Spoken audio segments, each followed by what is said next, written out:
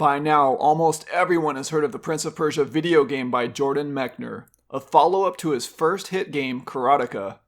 Don't get on me about the pronunciation. Jordan put out a video specifically saying however you pronounce it is fine. Karateka, but I've since found out that pretty much everybody pronounced it differently. So however you pronounce it is fine. Don't feel bad. It's all good.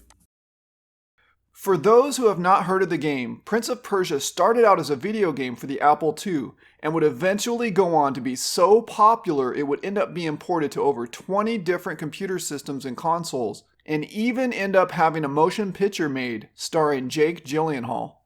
When it was first released back in 1989, it was one of the first games out there that employed realistic full fluid character motion animation using a technique called rotoscoping. Rotoscoping is an animation technique whereby video footage is paused, allowing the animator to trace over it one frame at a time to produce realistic action. In the first Prince of Persia, Jordan used this technique by filming his brother David with a rented video recorder. The book, The Making of Prince of Persia by Jordan Mechner, is a collection of Jordan's journals which he kept from 1985 through 1993, documenting his life experience during the time he was heavily involved with making this game and its ports and follow-ups. Reading the game's description from Moby Games' website, while the Sultan of Persia is fighting a war in a foreign country, his Grand Vizier, Jafar, orchestrates a coup d'etat. His way to the throne lies through the Sultan's lovely daughter. Jafar kidnaps her and threatens to kill her if she refuses to marry him.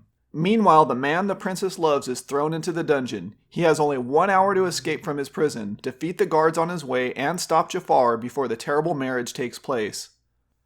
This book is a follow-up to his previous book, The Making of Karateka, in which he documents the creation of his first video game. The journal starts out in the early years, 1985, while programming the Apple II version of the game. The book includes photographs in both black and white and full color. In fact, before the journal even starts, we catch a glimpse of a young Jordan smiling in front of a tree. Some of the images included within the book are photos from his actual journal and various letters he wrote and received during this time period.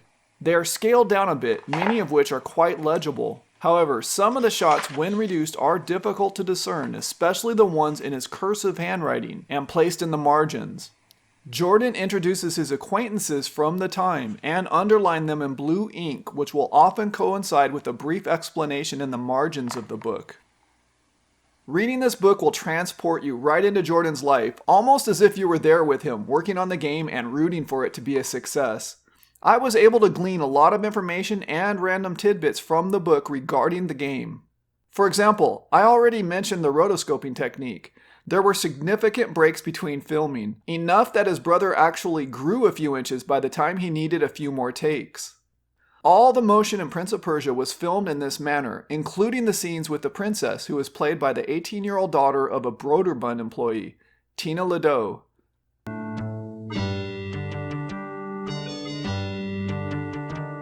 The fighting animation sequences were in part inspired by the motion picture Robin Hood. Some of the actual footage filmed from that time can be viewed on Jordan's YouTube channel. Initially, there were no potions, only keys in the game, an idea that was quickly abandoned. The idea for the Shadow Man came about because they did not have enough memory to reproduce a new fighting sequence with a new character, so they just used one that was already there and shifted the bits to make it look more like a shadowy figure. Impressively, even Jordan's father chipped in, composing the music for the game. Later, as Jordan became less involved with all aspects of the various ports, the Domark Sega Master version of the box cover was released. It turned out to be vulgar and racist, in Jordan's words from page 251. To this day, Jordan will not sign copies of that boxed version. Overall, I really enjoyed reading this book. It gave me a lot of insight into both the creation of Prince of Persia as well as what was going on inside Jordan's head at the time. You learn a lot of details such as his royalty figures from time to time, what he thought about the people at his publisher Broderbund, ideas that had to be abandoned, and the trials and tribulations of creating a video game. As I turned the pages, it was interesting to see Jordan's increasing success as the game and its follow-ups ended up being ported to so many different platforms. It certainly brought back a lot of memories. I remember when I first saw Prince of Persia, I was blown away, not only by the motion animation, but also by the background story and the play mechanic. It was the PC version, which, as I have come to find out from reading this book, was the definitive or best version out there. It had great graphics and sound. I believe I completed it, but struggled with the time restriction.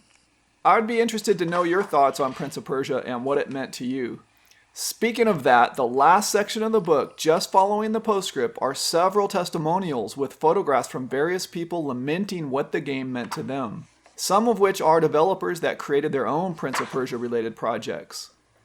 As for the hardback itself, there's a nice image of the prince on the cover, which is an imprinted, textured, pixelated look, adding depth, which you can feel as you rub your fingers across the image. It's sort of hard to describe.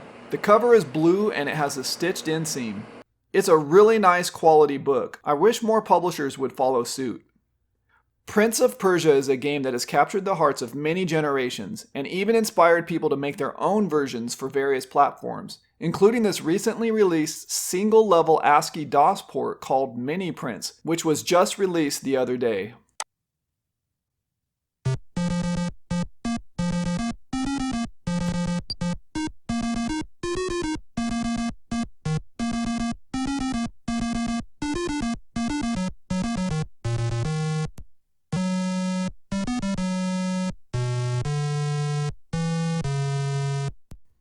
You can read more about Jordan Mechner over at his website, jordanmechner.com. There was an interesting tidbit in his bio on Jordan's website where he mentioned the source code to the Apple II version was lost for about 20 years, but was found again in 2012 stored on multiple 3.5-inch discs. His YouTube channel has tons of making of videos. Of course, you can pick up the Kindle version of the book on Amazon for $7.99, and the hardcover is available for about $15.50. Highly recommended.